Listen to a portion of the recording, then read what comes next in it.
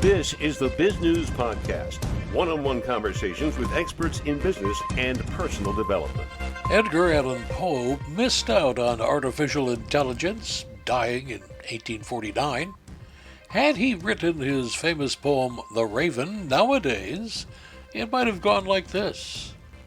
While I nodded, nearly napping, suddenly there came a tapping, as of someone gently rapping at my chamber door.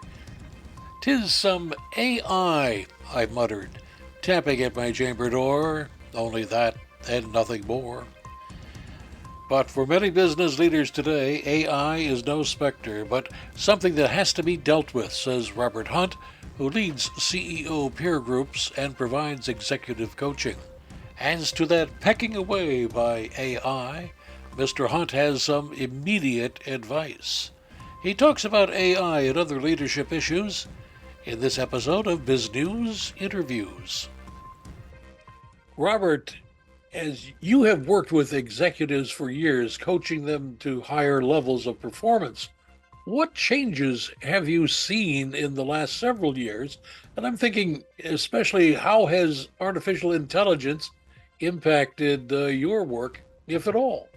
Wow, we got to an artificial intelligence question right off the bat. I met this guy from McKinsey. He was doing a presentation at one of our meetings, and he talked about the economic trends. And he said, someone asked about AI. And he said, my rule about AI is, what does he say? I always screw it up. My rule about parties is never be the drunkest guy in the room and never be the first guy to bring up AI. And so I just think that's so awesome that everyone's talking about AI right now. So I would say AI is one of those things we're all intrigued about. Many of us are using it in very common areas, certainly in customer service, in automation on our websites, in generating content that we want to use to get us starting. Many of my clients use it for job descriptions, for taking the first swag at a job description. There is even a lot of people using it for creative things, trying to get images that they want to custom make. They're using the image makers. So I think it's starting to get some traction. Right now it's a novelty and it's exciting and fearful to a lot of people. I think what our job as leaders is to, like any transition, any new thing, is to cast a vision of how it fits into our vision. Because some people are truly afraid of it. Some people are thinking, hey, they're going to replace me with an automated robot, that is some AI imagery of me. They've got my video, they've got my voice, and now they'll just replicate me and I have no control. And there's a lot of truth to that potential at some point. There's already scams going around now that take your voice and call someone and tell you to do things. So it's already happening, and people are sadly falling for those things. But your job as the business leader is to create a vision that allows people to follow you with excellence. And like anything else, when we had work from home or how we integrated new technologies, we have to have the same conversation about AI. How do we feel about AI? How are we going to deal with it? What is going to be our rules of engagement? And I think anytime you don't create a truth, the team will create a truth for you.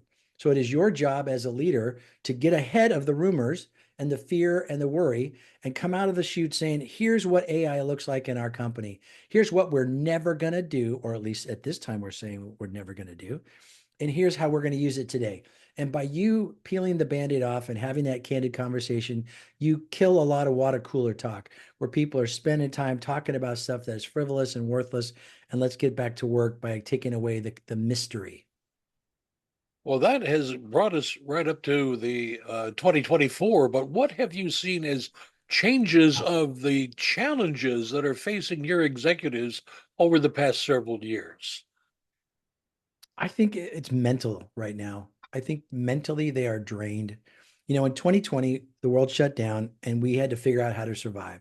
In 2021, we tried to adjust and figure out to survive under this new paradigm of a lot of people working from home and doing things we never thought we could do remotely. But we also had a lot of government money to help us screw it up and to do it wrong. Then the next year, we finished out our idle loans and we started getting back to, okay, now what is it going to look like going forward? And in 24, I've just seen everyone's just exhausted. They're just mentally exhausted. We've had so many things that were so hard to do over the last 3 or 4 years. And as life goes on, deaths in the family, cancer disease things, real problems with family issues, with kids getting caught up into stuff. Life just continues to go on. So I think the magnitude of all the emotional stuff is weighing us down. And when we're not in a good mental state, we're not making good decisions, we're not leading well. So I think the things leaders need to do right now is to work on their own mental health and the mental health of their employees. So how do they do that without tripping over regulations, HIPAA stuff, and things like that? There's an awful lot that can be done without even knowing someone's particulars. For example, you can have meetings at your company on a regular basis where you communicate. Where there's a lack of communication, people continue to make their own truth, like I just explained earlier. So having a better cadence of communication and being available for conversation where people can ask questions, that seems like soft skills, silly stuff. We don't have time for this. Just get your job done kind of mindset. That doesn't work anymore. We're working with humans who have emotions, and the new generation of leaders, they want to be heard. They want to know that they matter. They want to know that they have significance in themselves and the work they do. And so we have to create an environment where us old dudes are graciously stepping aside as we transfer knowledge to the younger generation, but we have to do it in a way that they accept it. So I think you can have conversations, meetings. They are not a waste of time. And here's why I say that. Let's say you think I don't want to spend having another stupid meeting in my company. Then don't do it stupid. Do it wise. Bring everyone together with a clear agenda that is listening and communicating and engaging in conversation. Because what happens is you send out some email, nobody knows what the heck you really mean. So they spend all this time talking around the office. What does John say? How come we're doing this? I bet he's getting ready to sell the business. No, he's not. He's getting divorced from his wife. Well, and all this stuff just starts going on, and you have all this energy being dispelled with a group of people who really, really, really want to know what's going on because it helps give them peace. If I feel like I work at a company where things aren't going to fall apart, I can just stay focused on my work. But if I think the ship is sinking, I spend an awful lot of time looking for a life raft. And so we've got to be able to be proactive in creating an environment where we're talking, but even more importantly, we're listening and we're having them, they feel like they're recognized because you're heard and you did something about it. So I think that's a way we can improve mental health by letting people know they matter and that we care about them. Well, speaking of mental health and exhaustion at the office, how have the acrimonious political wars of 2024 affected your clients, and what are they doing about it? Most of them haven't had an effect. Again, my leaders in my peer groups are people who are committed to creating a culture where people feel recognized and supported. And they're not the kind of say, just get your job done and shut up. They're already engaging in lots of conversations. And so we don't I don't see anyone in my groups, any of my clients restricting conversation. One of the things we talked about last year was, is it okay to live out your faith at work? And of course it is. The answer is yes. Legally, it is absolutely allowed. But mentally, if you tell someone not to be who they are and stuff down some of their thoughts and feelings and beliefs, not only are you not getting the whole person, you're causing an inner turmoil inside of them. I had a guy who graduated college, went to go work for a consulting company, and they told him like a couple months into it, hey, take these clients out to a strip club because they're in town and these guys want to be entertained. He goes, I'm not doing that. That's disgusting. Women were made in the image of God. They deserve to be respected and treated with honor. And to do that is just wrong. He's like, oh, hey, that's what they want. Well, I'm not doing it. Okay, well then you're not working here. So he fires him. I mean, here's a college grad with a great degree, and they chased him and courted him and they brought him in. But because he wouldn't do that, he got fired. So this guy living out his faith lost his job. He's working for UPS as a driver right now while he figures out what he wants to do. The point is that we have the opportunity, though, to honor the people that come to our offices by letting them be the best version of themselves and not trying to force them into some kind of other version of themselves. So I feel like we've got to allow people to show up with their A game, to be themselves, um, politics included, faith included, all the things that piss people off about each other. We've got to avoid those things. All we got to do is teach how to have healthy conversations and truly be genuinely curious about one another instead of quickly judging and shutting them down. We want to learn to understand one another. Well, that's certainly better than fist fights by the water Yeah. cooler. Yeah. Hey, I don't That, know. I remember working for a company, our sales meetings, many of them ended up in fistfights or, maybe a little bit too much booze that night, but there was definitely many, many sales meetings where I remember guys were punching each other out. I mean, that's old school, baby. That's how it was done. wow, that the company nurse was probably pretty busy. I would think. Well, you have written a book that has a very unusual title, and it doesn't really fit with what you've said because the title is Nobody Cares. Yeah. Tell us about that. Well, we wrote that book because we wanted to teach people about the freedom and power that's found in accountability. And we think of the term accountability, we usually think about it in a punitive manner that I'm going to hold you accountable, like someone's going to get on your back. But what I have seen lived out through the business leaders in my world and in my own life, accountability is freedom. Because when you're not accountable, you live life as a victim. And when everything happens to you, you don't have the power to do anything. But when it is your problem, you have all the power to change it. And so when we say the term nobody cares, it is for us to say to us, not for us to say to other people. It's for me to say, when I say, I don't like my job, or my marriage isn't that great, or I'm overweight, or I'm broke, whatever your thing is that you're not happy with, and you go to the victim mindset of blame, make excuse, say you can't, or wait and hope it gets better. When you have any one of those four things that keep you in a victim role, you stop and you become keenly aware, hey, I'm playing a victim here. Nobody cares if I'm fat, broke, unhappy in my marriage. I have got to own it and do something about it. And then when I do that, then I have the power to go and change the life to be the way I want. Robert, where can our listeners and viewers get more information? Perhaps a website. We have a website where we sell our book. It's available at Amazon and Barnes and Noble and all that, but we prefer you buy it from us because you can enter into our community and talk to us about your journey. It's nobodycaresbook.com, and they can find the book there. They can watch videos. They can take an assessment. It's a very interactive site. What would you like to add that we have not had a chance to talk about? And it could be anything, including how you make coffee. Well, that's a secret I'll keep to myself today. The thing I'm working through lately is this idea of how lazy I've become. And we don't see it as lazy. We define it as different things. Like I would say, I should floss my teeth every night, but I get lazy and go, well, maybe tomorrow. Or I know, hey, it's 7 o'clock at night and I haven't eaten dinner yet. Why don't I just have an apple and go to bed a little bit hungry and have a nice healthy breakfast? But the lazy side of me says, no, I think pizza sounds better. Even though I know that's not what would be best for me, I'm lazy.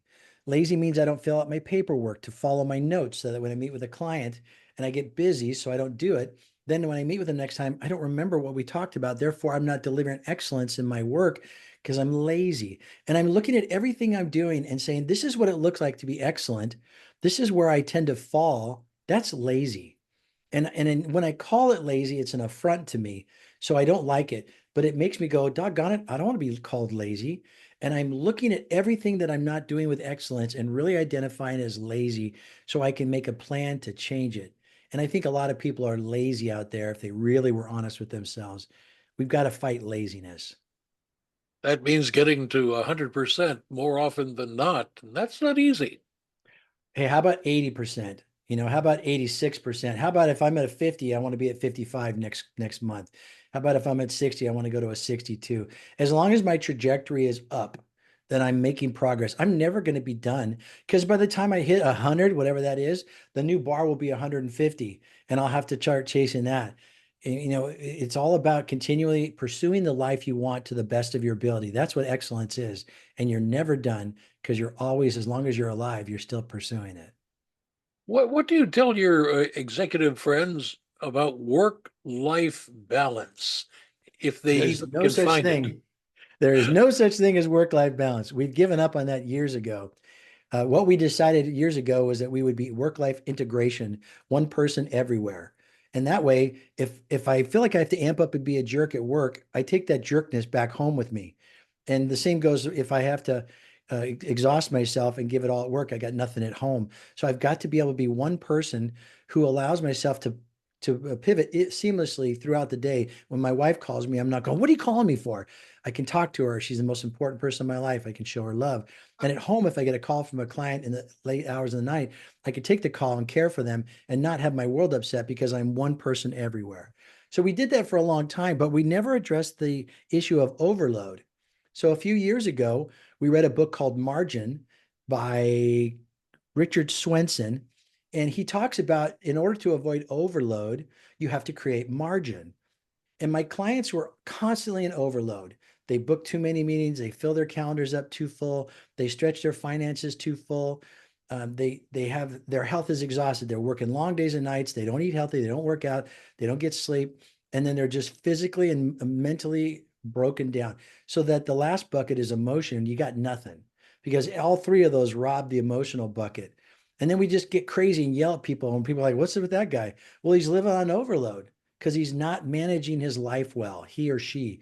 So manage your time, manage your finances, and manage your health. Leave room for the unexpected things so that when they come, you don't freak out and go into overload. You maintain enough room to handle the changes of life that constantly come your way.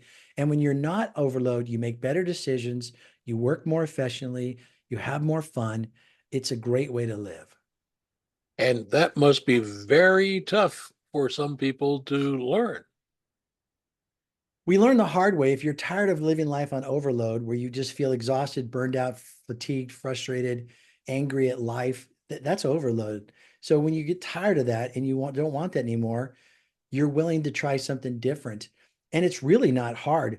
I get up every morning and spend time with the Lord and calm my heart and journal some stuff.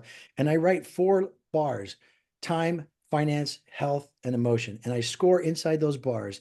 How is my time today? How do I feel about my time today? Not based on how many number of hours are on a calendar, but how do I feel about that?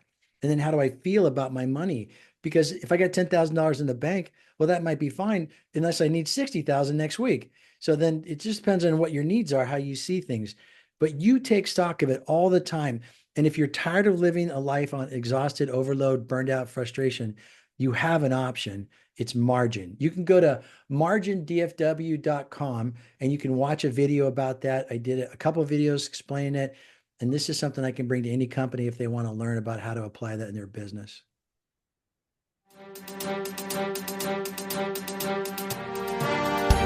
You've been listening to the Biz News Podcast. We welcome your input.